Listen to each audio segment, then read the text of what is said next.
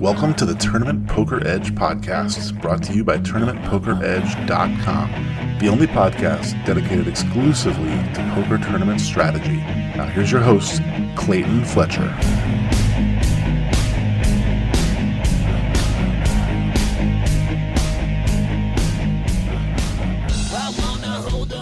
Hello once again, everybody, and welcome to the Tournament Poker Edge podcast. I'm your host, Clayton Fletcher. First things first, let's thank you guys for the overwhelmingly positive response to last week's episode, which was with our old friend and TPE coach, Andrew Brokos.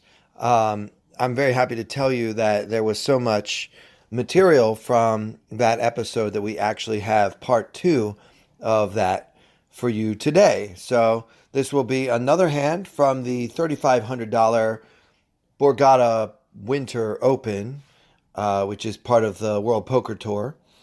So without further ado, let's finish off our interview with the one and only Andrew Brokos. This is towards the end of the night. This is the 400, 800, 800 level, which is the last level that we played on day 1A. I'm beginning the hand with, I guess, about 100K, and I think my opponent has about 70K to begin the hand. So even his 70K is above average. My 100K is well above average. I am under the gun with ace-10 offsuit at a 9-handed table. And this is a hand, I think, that's probably a mix in theory, like the equilibrium play when you're this deep. So as you get shallower, this becomes a more and more playable hand, to the point where if you have like 20 big blinds or even 30 big blinds, you should probably always be opening this under the gun. When you're 100 big blinds deep, ace-10, or more than 100 big blinds in this case, ace-10 offsuit is a much less good hand, and you have less incentive to open it. I think that in theory, this is likely a mix between raise and fold, which means that raising has 0 EV in theory. And the way that I'm going to make the choice about whether or not to open is going to be based on like the table conditions, in a way that it wouldn't be like if I had ace-king, I'm going to open. But when I have ace-10 offsuit, I'm going to sort of assess like who's in the big blind, who's behind me, etc. So Andrew, can I stop you real quick? Can you talk a little bit about why it's such a necessary open when I have 20 or 30 blinds, but it's worse to open when I have 100? It has to do with the idea of making the nuts. Ace-10 offsuit has a very hard time making the nuts when you're 100 big blinds deep, because the nuts would have to be like exactly a straight or maybe top 2 pair, but you're not really going to be able to stack. Even if you get like ace-ace-x or 10-10-x, maybe 10-10-x, like there's very few boards where you're going to be comfortable stacking off for 100 big blinds when you have ace-10, right? So when you're deep enough that you're going to need a better hand than top pair to play a large pot, ace-10's not doing a lot of work for you. When you're shallow, ace-10 is, and like if you have 30 big blinds, there might be one guy at the table who has like 8 big blinds or something, where like ace-10 is going to be okay if he does decide to stick it in and you're like pot committed to call him. You want to have a hand like that rather than like pocket twos, for instance, which is a hand that would be more useful when you're deep and less useful when you're shallow, because pocket twos can make a hand that you want to play for 100 big blinds, but most of the time it's not a hand that you want to play for 20 or 30 big blinds. Great. Yeah. In recent episodes, I've been talking a lot about how we all know that we should play most of our hands in position, and that position is so important in No Limit Hold'em. Position is everything. And then the solvers are telling us to open hands like King, Queen, Jack 10, like all these hands that we're supposed to open under the gun. So how do I sort of negotiate those two seemingly conflicting ideals? So here's what's kind of going on here. Your opponents should be giving a lot of like respect essentially to your under the gun raises. Like you should mostly be raising very strong hands under the gun, and your opponent should be respecting that by playing pretty conservatively when you open under the gun, not 3-betting you very often, making some tight folds both before and after the flop, etc. So that gives you some additional incentive to, like, if your opponents are folding a lot, that gives you some incentive to open some hands that aren't quite so premium. When we're opening ace 10, definitely the best case scenario is everybody folds and we just win the pot pre-flop. Or when we're opening these like weaker hands, these bottom of range hands. And one of the nice things about ace 10 is it does block some of the stronger hands that could give you action. So again, like compared to 7-6 suited, for instance, which blocks a lot of hands in your opponent's folding range, ace 10 offsuit blocks a lot of hands in your opponent's calling or re-raise ranges. So it does have some good blocker effects. It has decent equity when called. Again, like if you compare it to 6-7 suited, if you get flatted by a hand like pocket eights or pocket nines, ace 10 has like a fighting chance of winning the pot, and 7-6 suited is in very bad shape. Right. Okay. Yeah, that's great. Because the conclusion I've basically drawn is that at a tough table, I'm folding hands as strong as ace jack offsuit, and at a table that's maybe not so tough, I would have no problem opening, king, queen, ace 10, hands like that are kind of in the upper marginal. So yeah, I wanted to get your thoughts on that because I find it interesting that every single person who knows, teaches, watches No Limit Hold'em says position, the power of position. You have to be in position. And then I think we're all playing quite a few hands up front. Yeah, and that's also more true when you're deep, right? Position matters more when you're 100 big blinds deep. When you're 20 big blinds deep, it's not such a liability to be out of position. Because again, like when you make top pair, you just go with it. When you make top pair and you're 100 big blinds deep, you're going to have some tough decisions. And position is most helpful when you have tough decisions. It's not such a tough spot to be in when holding top pair and 20 big blinds. Yeah, obviously, and actually that's what I thought your answer was going to be. When I asked you what's the difference between raising under the gun with ace 10 with 100 blinds or 20 or 30, I thought you were going to say just because your positional disadvantage won't be as problematic when you're shorter stacked. Right. That's wrapped up with it. Okay, great. So what kind of table was this? Same table you've been at all day? Yeah, I was at the same table all day. All three players on my left had been at the table all day, and they were all quite good. So I mostly had been erring on the side of folding when I had these kinds of close decisions, like a decision that I thought a solver would play as a mix. I was generally erring on the side of folding because of who was on my left. That was most true when I was in late position. When you're under the gun, it's not quite so easy. Like the players on your left don't matter quite so much because just like when Under the Gun opens, Under the Gun 1 doesn't get involved in that many pots, right? Just like most of the time that player is going to be folding, even if he's good. Whereas when you open the cutoff, a good player on the button can potentially play quite a few hands against you. And so you have to be more conservative opening your cutoff with a good player on the button. Opening Under the Gun with a good player Under the Gun 1, he just doesn't have as much influence on you because he's still going to be folding when he has like 8-6 suited or something. Good point. So I wasn't super concerned about these tough players. I mean, they're definitely reducing the EV of me opening the hand, but I was a little bit more concerned, especially because we're talking about playing in position with who was in the big blind. Right? If I do go to the flop, that's the person I'm the single most likely person for me to go to the flop against would be that player in the big blind. And in this case, the player in the big blind I thought was one of the weaker players at the table. So I was kind of torn between, on the one hand, tough players on my left mean I should be playing tighter. On the other hand, weaker player in the big blind means I should be opening up my range a little bit. And given that I was under the gun, I thought that the player in the big blind was going to matter a lot more often than the players under the gun 1, under the gun 2, under the gun 3 were going to matter. Great. So you're really looking to play pots against the big blind. Yes. I think that's like where so I mean, this is still not going to be a whole lot better than folding. Like I'm not expecting that I'm getting a ton of EV out of opening ace 10 here. We're talking about a small difference between raising versus folding. But I thought the reason that it would be slightly plus EV was that the times that the pot ends up heads up against the big blind, which is a fairly common outcome. The times that happens, I thought those were going to be like extra favorable for me, more favorable than a solver would expect them to be because my opponent was going to make some mistakes. Okay, well, last question about this. Do you now wish that you hadn't opened ace 10 under the gun? No, I'm just kidding. How about, is it okay with you if I don't open ace 10 under the gun when I have 3 good players on my left? Is that okay with you as one of my teachers? Yes, okay. I think it's marginal at best. It's hard at this stack. Let me emphasize again, at this stack depth. If you have 30 big blinds, it should be a 100% open. But at this stack depth, yeah, the potential EV gain is small at best. Okay, great. All right, so we open. It's 400, 800, and you made it. I made it 1600, which okay. from early position, or sorry, I made it. I made it 1600 from early position. I'm not too concerned about the size of my raise. Like I'm fine pricing in the big blind. That's kind of what I'm playing for anyways, to play a pot. Not that I want him to call, but like the fact that I'm pricing big blind with a lot of hands is not of that much concern to me.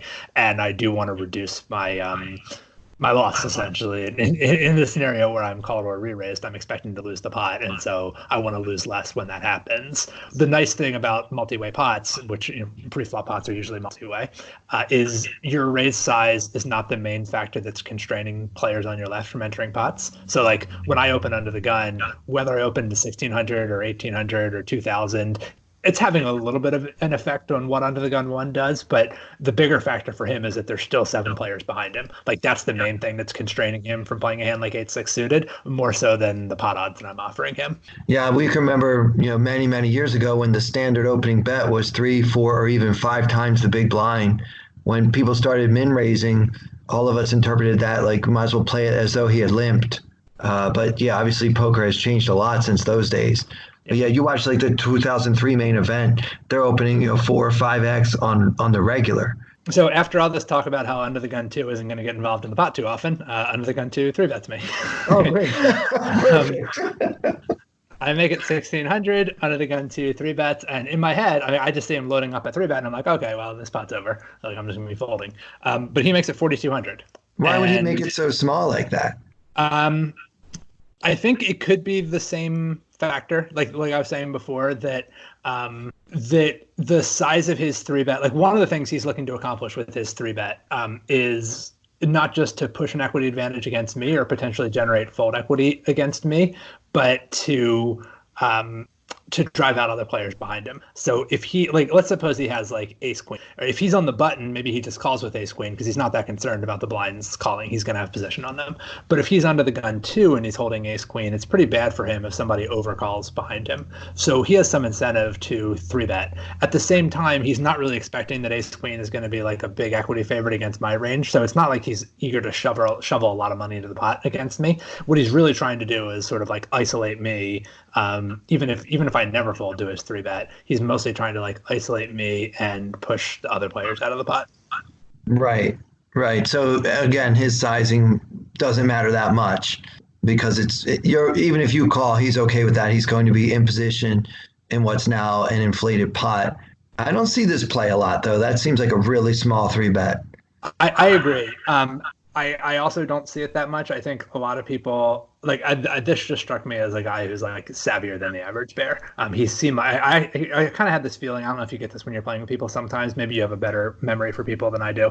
But I see people and I'm like, that guy looks really good. I'm pretty sure he's like some name, like someone that if I heard his name, I'd be like, oh, that's what that guy like. There's a lot of names in the poker world. I don't actually know what they look like. So I'm pretty sure if someone told me this guy's name, I'd be like, whoa, it's that guy. And he's like probably a pretty big crusher. But I didn't actually know what his name was. I could just tell from the way that he was like talking and carrying himself and the fact that he looked kind of familiar to me. I was like, I'm pretty sure this guy's a crusher, but I don't actually know what his name is. 100%. That happens to me every time I go to Borgata. I'm like, I know this guy, but I don't know this guy. Yeah, that happens a lot. All right. Well, I hate having ace 10 out of position against a player that is an unidentified crusher in all likelihood. And yet I'm too compelled by these pot odds. I think I just have to call. I mean, your other choice is you could put in a big 4-bet. You do block some hands that, I mean, you could give him a hard time, but it's just, it's hard I'd be for a me lot to more put inclined to do that if I were suited, I think. At this stack depth, I think even 4-betting ace 10, I'm still, even in a 4-bet pot, I'm still not really going to feel that comfortable stacking off if I make top pair. No. It would basically be turning your hand into 7 deuce, I think. I mean, right. Yeah. So I think I want to be suited if I'm going to do that. Okay. I like to have 7 deuce suited. Okay. All right. So yeah, I guess the play is to call, but I sure don't like it. Yeah, and I'm actually wondering now if I didn't either I opened to 1800 or in game I was thinking I'd opened to 1800 because 1600 to 4200 is actually I feel like I should fold to that 3-bet. So I think I may have recorded it in my notes wrong. I think I opened to 18 and he made it 42, which is why I felt compelled to call. Well, and for the record, if I had opened to 16 or 18 and somebody made it 42, I would call either way. So I'm But feeling still, good about that one or the other. yeah, I'm not happy. I'm not happy either way, but I'm just hoping we flop a whole lot of diamonds or something. And I mean, the way I would encourage people to think about this is the same way that you think about like peeling from the big blind with a bad hand when you're getting like 5-1 odds, which is I'm probably going to lose the pot, but every once in a while something great might happen. I'm getting a good enough price to sort of see if that great thing happens. Right? If I happen to, just like really spike the flop or at least pick up enough equity to call like one small bet again, it's a pot odds call. Like, you are probably going to lose the hand, but that doesn't mean you should fold because you're getting a really good price. I think that's the mistake a lot of people make is they just say, oh, this is a bad hand, I'm probably going to lose, I'll just fold. And the I'll just fold doesn't logically follow from I'm probably going to lose. You do have to ask yourself, what price am I getting? Yeah, I mean, we're here to take risks that are calculated, and the reward that's available, whether you raise to 16 or 18, to me, the reward is too great. So I have to call. So I did call, and the flop was Jack of Diamonds, 8 of Diamonds, 4 of Spades. Okay, and we have the Ace of Diamonds, 10. We do have the Ace of Diamonds. Okay. The 10 for the suit wasn't relevant, but we have the Ace of Diamonds, which when there's 2 diamonds on the board, that's a big deal. Okay, so we have all kinds of backdoor action going on here. We have an overcard, we have backdoor diamonds, we have backdoor straight possibilities. It's one of those ones where, if he makes a big bet here, it's going to be an easy fold. If he makes a small bet, it's a bit more of a decision because once again, like we do have an outside chance of winning the pot either through improving or the Ace of Diamonds is just a valuable blocker on this board. It means he doesn't have Ace King of Diamonds, he doesn't have Ace Queen of Diamonds, he doesn't have Ace 10 of Diamonds, Ace 5 of Diamonds. There's lots of Ace X of Diamonds hands that are going to be in his range for continuing to say a check raise on this board. Or if we do check call the flop, then Diamonds come later. Having the Ace of Diamonds in our hand is going to be a really valuable bluffing card.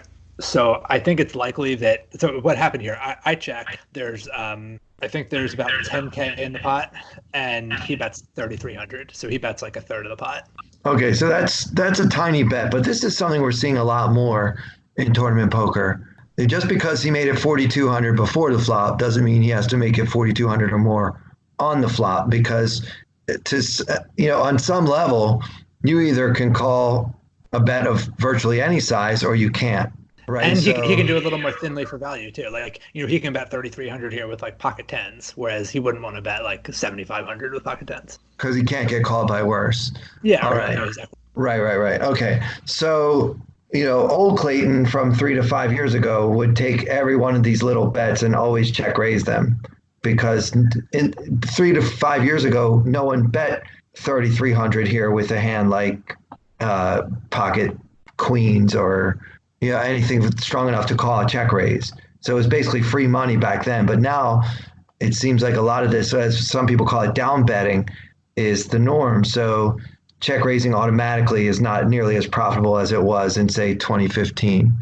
Yes, and this is a player I would expect to be balanced in this situation. So, when I say that this is the kind of bet he would want to make if he had tens, I don't mean to say that he only has tens when he makes this bet. Right. Yeah. So, and the thing is, like, the fact that he's going to make the bet with tens, you're right. I mean, it does give us some incentive to check raise because we should expect that, like, a part of his range that benefits from making this kind of bet is a kind of hand that's going to hate getting check raised. So the thing is, then that gives him incentive to also include hands in his small betting range that do want to get check raised. Like the fact that the presence of tens in his range gives us incentive to check raise, and that in turn gives him incentive to put hands that want to get check raised into his small betting range in order to make us indifferent to check raising. And the cat and mouse just keep running around in circles until somebody catches somebody else. Or until somebody has a blocker.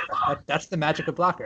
Right. So, when we say that he's going to have a balanced range for continuing to a check raise, that's assuming he doesn't know our cards. Right. So he's going to consider like a lot of his hands that are going to be continuing to a check raise are like Ace of Diamonds or Ace King of Diamonds, Ace Queen of Diamonds, Ace 10 of Diamonds, Ace 5 of Diamonds. Those are all like important components of his range for calling or three betting against a check raise. And so having a blocker means we have like a magic bit of information. We know that he doesn't have this chunk of hands that's going to be continuing to a check raise. So if he constructs his range in a way that makes us indifferent to check raising when we don't have a blocker, then check raising when we do have a blocker, it should be plus EV. Mm-hmm. So I don't think we can fold here, even though we don't have a pair yet. We just have a little too much going on here, and he's offered us good odds to call. but it's also because of stacks as they are. What are the stacks here? So at this point, I think he has like 70 or yeah, he has about 70K in his stack. So I guess he had more like 74 to start the hand. He has about 70K in his stack, and I have like 95. Right. So we could check raise without necessarily worrying about him shoving right here and now. Well, it's also fine if he does shove. I mean, I don't think it's going to happen very often, but one of the nice things about check raising this hand, whereas, if you check raise like 10-9 and he shoves, that's kind of gross because now you either have to, either you're calling it off from pretty far behind or you're folding away a lot of equity. The nice thing about check raising a hand like this one is, if he does happen to shove, okay, it's an easy fold. Like it's, you're not giving away a lot of equity folding to a shove. I don't think it happens very often, or even folding to a 3-bet. I don't think it happens very often, but if he were to 3-bet, this is not a hand that suffers terribly much from that. Our equity against his 3-betting range is very bad. Right. Even a really tiny 3-bets. This guy likes to make small bets. So if we make it like 12,000, and then he makes it, he can make it 20,000. Anyway. Yeah. So and then I guess we would hate it, but I think we'd have to fold even to that because it's and you'll see that sometimes where the 3-bet of the check raise can be very small and still has the same value as a bigger one. Mm-hmm. Anyway, what did you decide to do? I did check raise, and it was exactly the number that you chose. I think you're right that this is not a hand to fold. In fact, I think it's likely that we're not supposed to ever fold when we have the ace of diamonds in our hand in this spot. We either we shouldn't be calling pre-flop with a hand like ace of diamonds, 5 of clubs, or like that shouldn't even be in our range. So like when we do have a bare ace of diamonds, we should generally have a big card going along with it, or we have 2 diamonds, which are obviously never folding. So I think like the choice is only between calling and raising. I don't think folding is an option here. I chose the raising line. I think having the backdoor straight draw to go along with my ace of diamonds makes raising a little bit more appealing. I'm not entirely sure the like blocker effect, whether, because I mean, on the one hand, like I was mentioning, pocket tens is a hand that would really hate to get check raised here, and I am blocking that.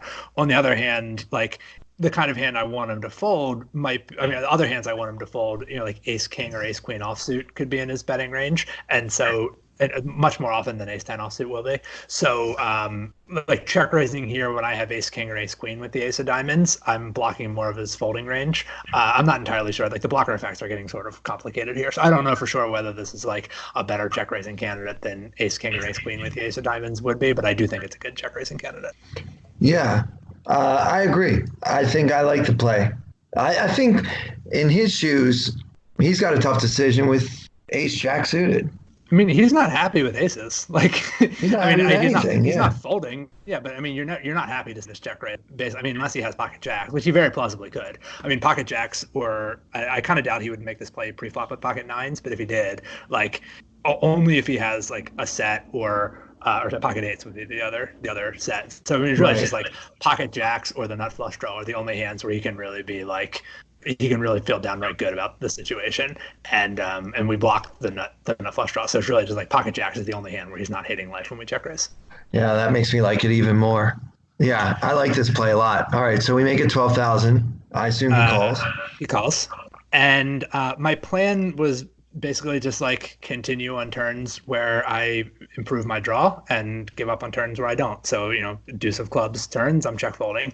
If a diamond turns, I'm barreling. If a 9 turns, I'm barreling. A queen is kind of a tricky, like just picking up a gut shot would be kind of a tricky case. I'm not real sure what I would do about those. It's okay to not have a plan for every single turn card, but you should think about the common ones, and you should know, basically like I'm giving up on blanks, I'm barreling on diamonds and 9s, and then there's a few like X factors out there. Okay, so we have about 60,000 behind and something like 30,000 in the pot. Am I close with these numbers?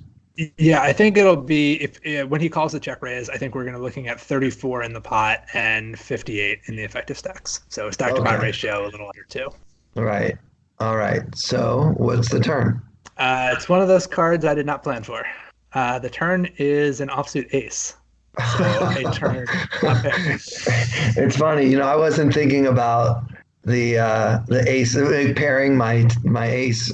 I wasn't thinking about that either as one of the So that puts us in a weird spot. I mean, you've taken the lead in the hand by check raising on the flop. It doesn't mean you have to bet the turn, but with most of your strong hands, you will. After you check raise the flop, you're mostly going to be continuing on the turn. All right, you talk about this. I wasn't ready for this card at all. You talk. Yeah. I mean, it's tough for exactly the reasons you gave. Like, I could easily not have the best hand, right? I mean, it's not hard for him to have a better hand than mine. I think, like, I mean, I guess I'm blocking pocket aces pretty hard, but it's in his range. Like, I mean, if he does have two aces, the case aces, like, he's definitely playing them this way. So, like, that's in his range. I think pocket jacks is very much in his range. Ace jack is very much in his range. So I definitely can't treat my hand like the nuts. I don't want to get all in here.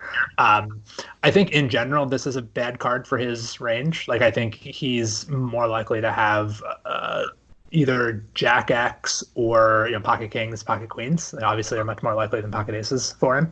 So I think in general this is a bad card for his range, and there's a decent chance that I just turned the best hand and I'm now ahead. Checking is dangerous though, because this is gonna, like, the fact that it's a bad card for his range means that it's a card that I should be bluffing if I'm bluffing, right? Like, if I still just have a flush draw, if I check raise with like queen 10 of diamonds or 9-10 of clubs, I have some sort of draw. This is a great card for me to barrel precisely because it's a bad card for a decent chunk of his range. So it's going to be suspicious, I think, if I don't bet, to the point where, like, I don't know, he might be good enough to just like take queens and turn them into a bluff to get me off of, a hand like this one. I don't know, like, or turn into a bluff on the river or something. I think I'm like giving away a lot of information about my hand. If I don't bet, I'm kind of telling him I have a hand that doesn't need to bluff, and I don't love that. At the same time, I'm not expecting to be in good shape if a lot of money goes. Like, if I make a large bet and he calls, I'm not going to feel good about my hand. Right. Yeah. So that sounds like we should consider a small bet. Yeah, I agree with not checking. I don't think checking is terrible. I mean, no, and I think against a weaker player, it's what I would do. My concern was mostly related to like how an elite player is going to interpret that. Yeah. Okay. So you said there's 34 in the pot. Yeah, I guess. Well, I think it's weird to bet 12 again because you bet 12 already. I don't know why, but it just feels weird to do that. Perfectly within the rules. Same bet. It's within the rules, but it feels like I get exploited when I do that. When you hear somebody say same bet, right? Or they just do the same number. He might be able to put me on a hand quite like the one I have. So I think we either need to go like 15, or what about going down to like 10? Is that too weak? Yeah, I my general answer when someone asks the question like that too weak, or expresses a concern that something is too weak, my general response is going to be, so what? In other words, so like being weak by itself is not a crime. It's a question of what could he do about that, right? If we bet 8,000 here, even if he says like, that seems weak, like, what's he going to do about that? He could turn a hand into a bluff and raise. He could take something like queen jack and say, okay, well, I block pocket jacks, I block ace jack, I'll turn it into a bluff and raise here. And that's fine. I mean, what that would mean is it would just give us incentive to also make this small bet with some hands that would invite a raise. In this case, I think what my hand is most going to look like if I bet small is ace x of diamonds. Right, that I check raise the flop with a nut flush draw. Now I've binked top pair, and I'm in basically the same situation that I'm in with this hand, which is that I'm thinking, well, I probably have the best hand. Checking is going to both let him pot control and potentially draw out when he has like queens or kings, and also just sort of reveal my hand. So I don't really want to check, but I don't want to throw a lot of money into the pot either. So I could be thinking exactly the same thing with a nut flush draw, which, even though I'm not hoping to get raised when I have the nut flush draw, I'm not planning on folding either. So I don't think it's that trivial for him to just be like, oh, that guy just has top pair with a bad kicker, I'm going to raise his bet, because there's a very good chance I have a flush draw to go along with it, and I'm never folding. Yeah, your hand feels like a flush draw a lot, and a lot of your flush draws will have the ace of diamonds, which we know he doesn't have because we have it. So, yeah, I like that thinking. And basically the bigger point is that as long as you're balanced, you don't have to worry if somebody interprets your bet this way or that way, because it won't always be one or the other. That's what balanced means. Right. I know that my bet is protected by other parts of my range, and it's not going to be trivial for him to just raise here. It's just like, oh, this is nothing, I'm going to raise. He's obviously fold into a raise. Like, it's not true. There's plenty of my range is going to be hands that will not fold to a raise. I don't think any part of my range really benefits that much from betting large in That's not true. I guess if I had like pocket jacks or pocket eights, I might want to bet large here. But I think I have plenty of hands that have incentive to bet small, but are also not folding to a raise. Right. So how absurdly small can we go? I don't have a real strong answer to that. I mean, I bet 8,000. That's not based on a whole lot. I don't have like strong theoretical backing for that. That was an amount that felt good to me in the moment. It's pretty absurd. 8,000 into 34. Well, that's pretty small. Let's say you're him and you're holding pocket queens or pocket kings. Is it trivial for you to call? Yeah, especially you're right. Knowing I can bet again on the river. Yeah, I mean, I think if I have pocket kings or pocket queens, I probably should call sometimes because you're pricing him in that you might not have him beat. So he just needs to be good so rarely when you bet that small. But yeah, you do have the hammer of future betting. In other words, you could bet the river too. That's essentially how you should answer that question of how small is. You should pick a part of your opponent's range that you're trying to make indifferent and think about what bet size is going to make him indifferent to calling with, say, black queens or black kings. Maybe that number is 10 or 12,000 rather than 8, but that's the question you should be asking. No, I like it. I like the 8 because I think in his shoes I would pretty much just freeze, call with a lot of my value hands.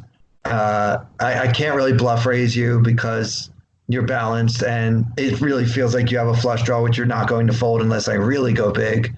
So yeah, this is kind of a brilliant bet the more I think about it. I like this 8,000 a lot. Something I just never do, bet that small in the turn.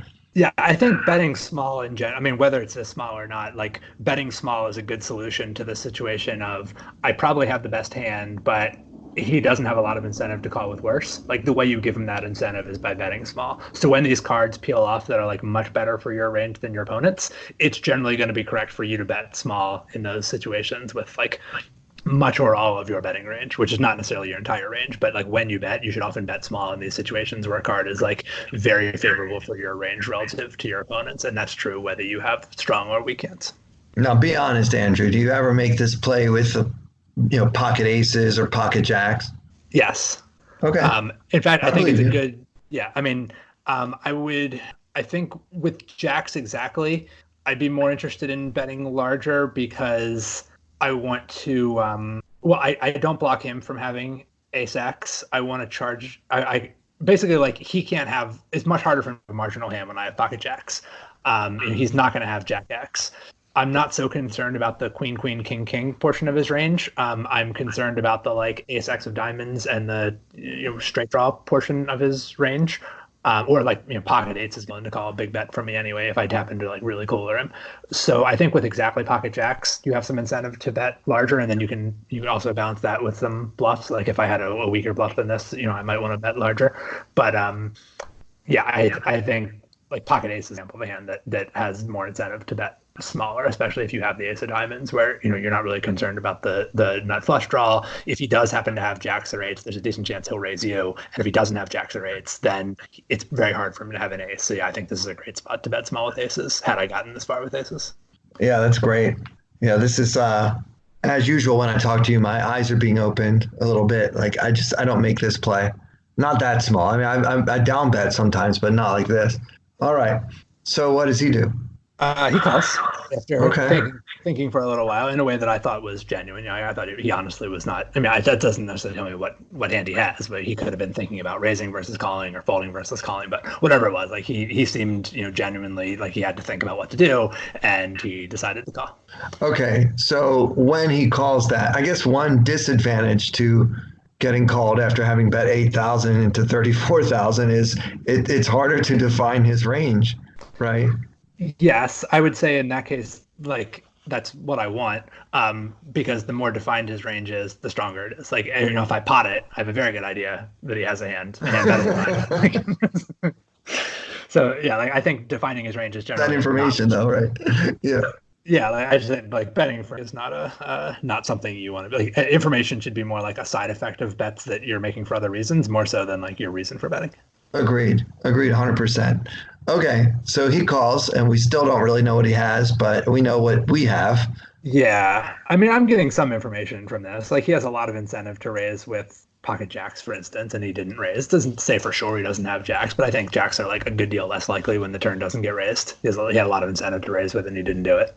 Yeah, agreed. Because he does want to get value for his hand, protect against draws. So yeah, it's not like a zero information bet.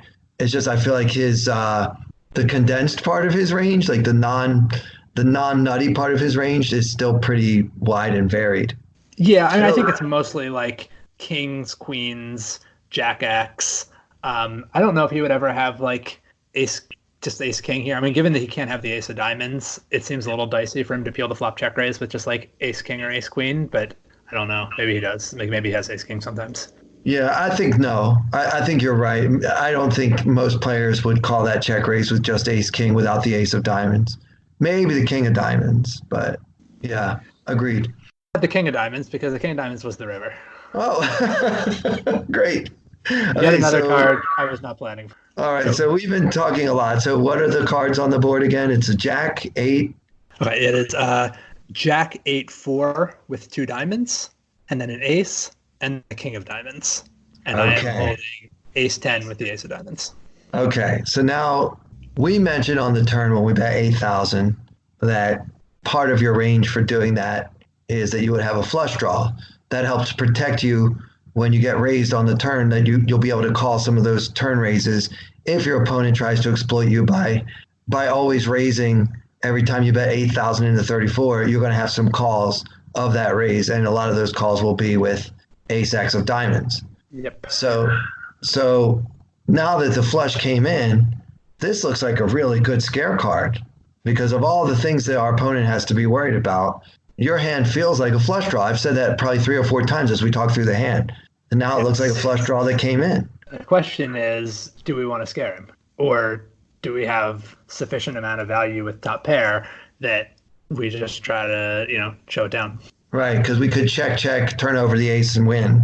Yeah, that would be, Yeah, okay, I don't know. I think this is to me now. Some people would say that I tend towards the aggressive line too often and I take too many risks.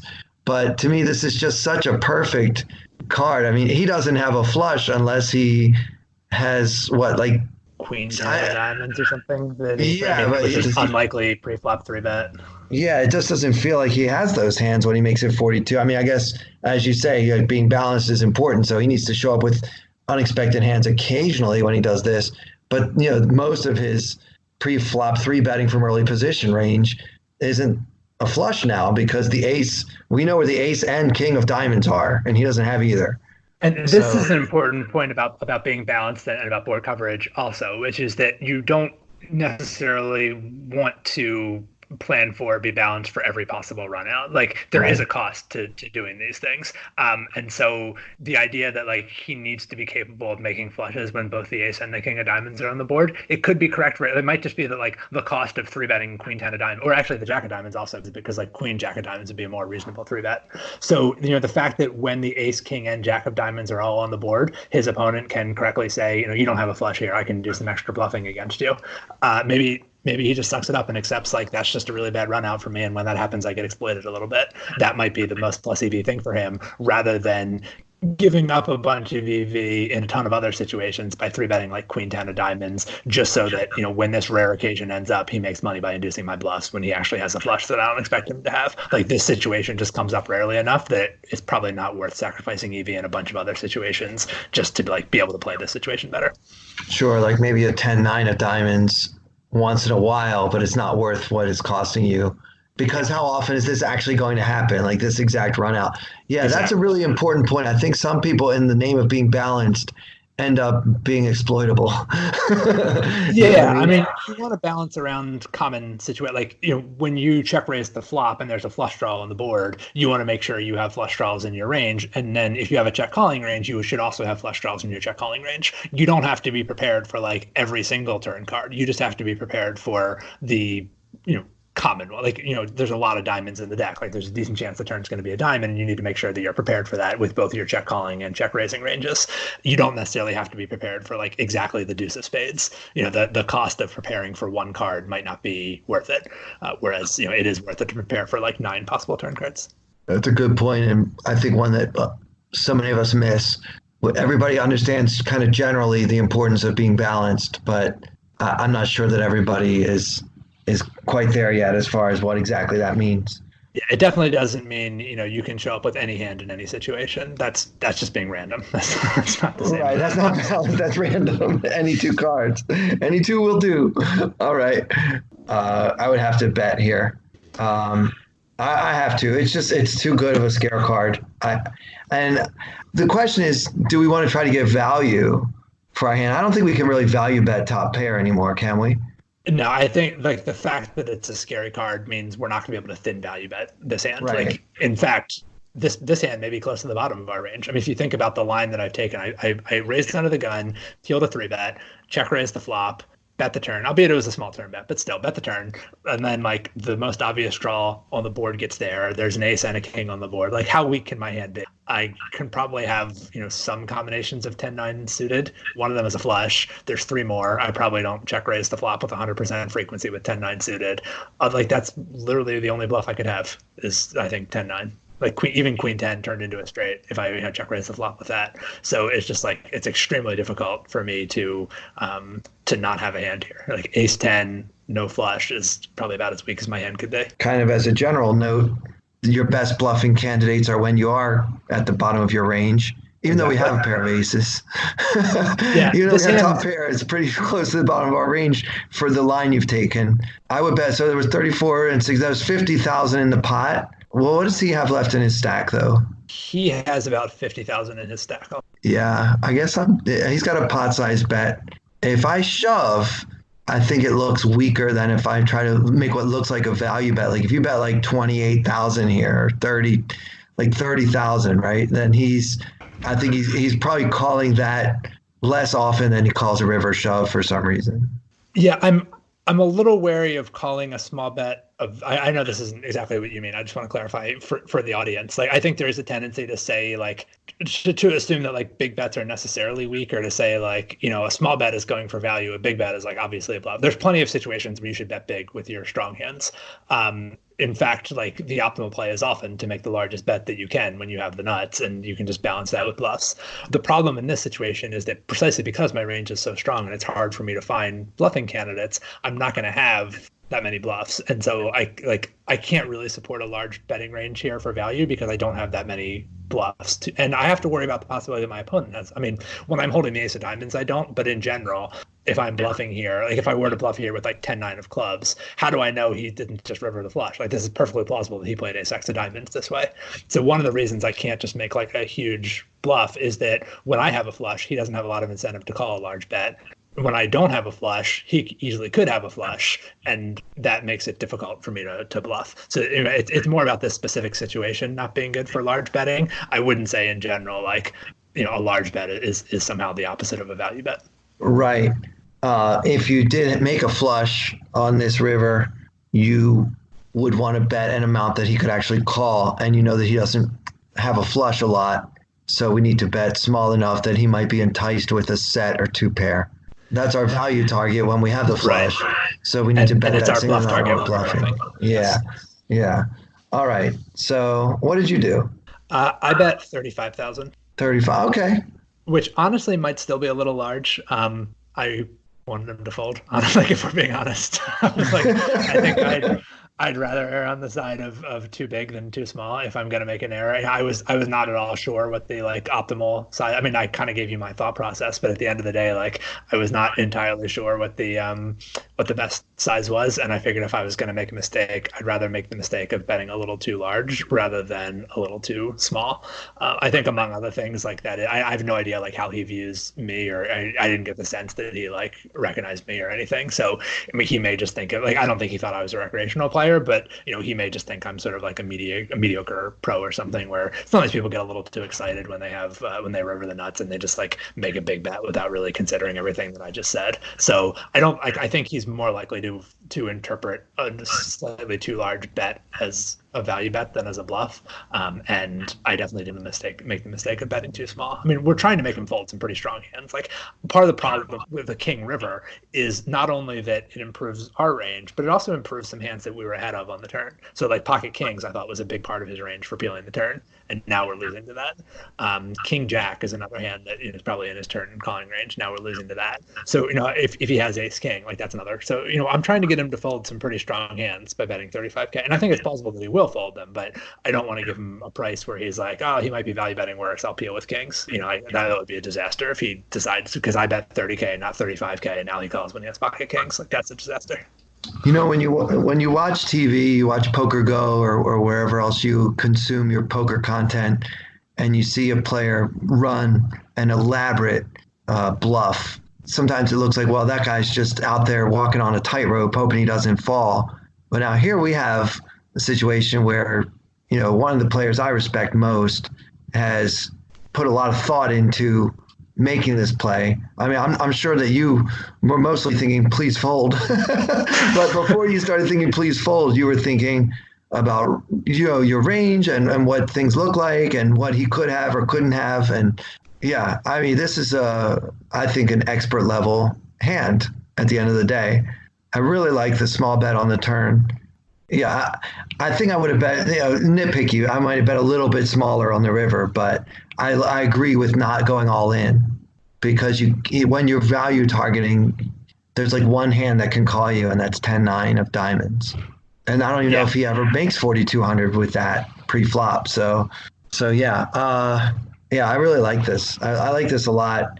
I guess we should. Well, what happened?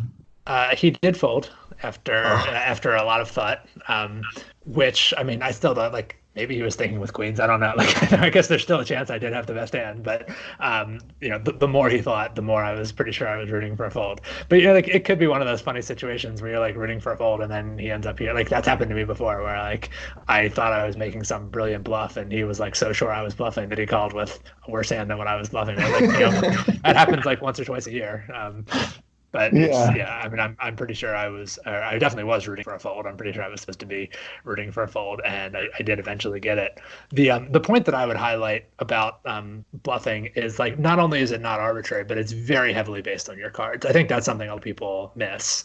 Is people just ask, should I bluff in this situation? And their arguments for bluffing have nothing to do with the cards that they're holding. Like, there was a hand posted on the TP forums recently where somebody was just kind of like, well, I think if I bet the river, he folds his one pair hand, so should I bet the river? It's like, that's not like, sometimes is the answer to that question.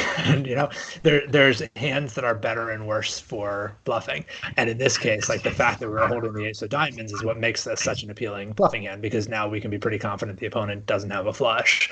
Had I gotten this far with 10-9 of clubs, maybe I'm supposed to bluff with it, maybe I'm not. Like we said, the risk of bluffing with 10-9 of clubs is that you can't, like, your opponent easily could have a flush, and if you bet too big, then he can play a strategy of just only calling with flushes, and that's a good strategy for him.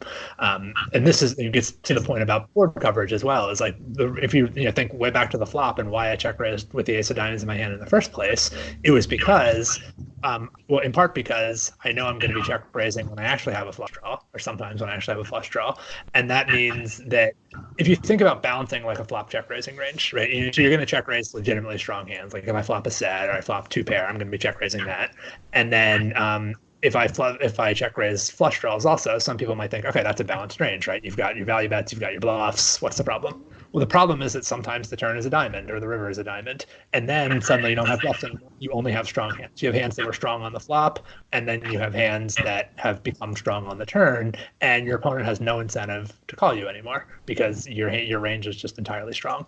So the fact that a diamond is generally going to be a good card for your check raising range means that you want to have some bluffs so that you can take advantage of all that incentive your opponent has to fold.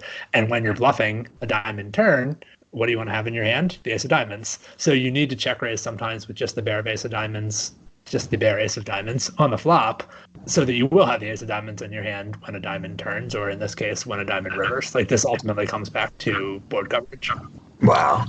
Yeah, the more I think about it, I think this is one of my favorite hands you've ever played. The depth of thought that goes into it, And obviously, you're not doing all this thinking at the table in the moment. Like you do a ton of homework away from the table. You produce videos where you analyze hands you played, recently, or the hands that other people played in a $5 rebuy tournament on America's Card Room or wherever else. And so I think that all of that homework that you've put into being a coach and a teacher and an author. I was going to say, writing a book, honestly, is a big help. Like, this stuff is more top of mind because I've been writing it. Like, it's not that I didn't know these concepts, but I definitely feel like I know them better now that I've been forced to, explain them to other people. Like the fact that I've been thinking about what exactly board coverage means and how it plays out in various situations. Like, I've been looking at that every day for a while, and so I do feel like I have a stronger grasp on it now, and I'm recognizing just intuitively. I know when I see a flop like this in a way that I didn't even a couple of years ago. Like a few years ago, if you told me, "Oh, you have just the bare ace of diamonds on a 2-diamond board," it was not immediately obvious to me a couple of years ago that means you never fold. But now that I spent more time, with solvers and trying to make sense of what solvers are telling me, now when I see this kind of flop, and I don't necessarily know whether I'm going to raise or call right away, but I know I'm like, okay, I have a hand I'm never going to fold because I have the ace of diamonds in my hand, and that wasn't something that was obvious to me before I started doing this kind of work. Interesting. Well, as usual, Andrew, you have blown my mind. Really great hand, and I just want to thank you for taking all the time to be on the podcast and for sharing your hand and your thoughts with us. It's a pleasure talking to you, Clayton. Well, I know you have another hand you want to get to, but I think we're probably going to save that for a future episode because we're kind of out of time. So for now, why don't you just tell people where they can get your book?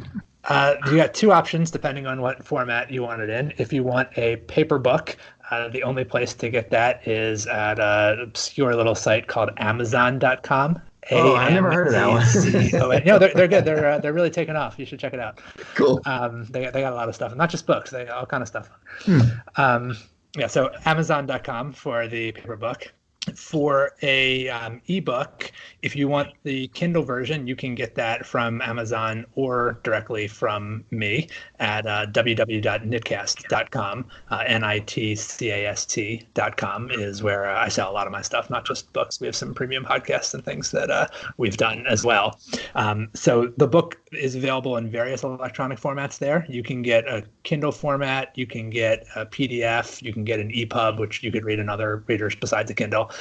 Or if you want it, like magically delivered to your Kindle the way Amazon does, then again, you have to buy it from Amazon to get that. So Amazon paper or Kindle is available from Amazon.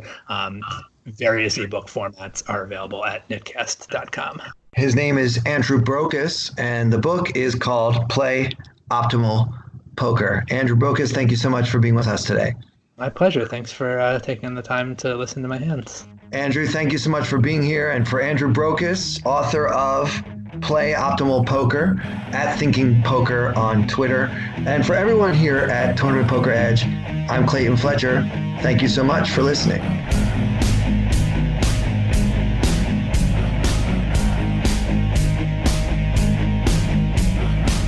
I wanna hold them like they do in Texas Plays. Fold them, let them hit me, raise it, baby, stay with me. Luck and intuition, play the cards with babes to start. And after she's been hooked, I'll play the one that's on her heart. Oh, whoa, whoa, whoa, whoa. I'll get her heart, show her what I got. Oh, whoa, whoa, whoa, whoa. I'll get her heart, show her what I got. Can't read mine, no she can't read a mile. Poker face, she's got to love nobody. Can't read mine, no she can't read a mile. Poker face, she's got to love nobody. Poker face, poker face. Poker face, poker face. I wanna roll with her, a hard pair we will be. While little gambling is fun when you're with me. I love it. Russian roulette is not the same without a gun. And baby, when it's love, it's not rough, it isn't fun. Oh, whoa, whoa, whoa, whoa. I'll get her heart, show her what I got. Oh, whoa, whoa, whoa, whoa. I'll get her heart, show her what I got.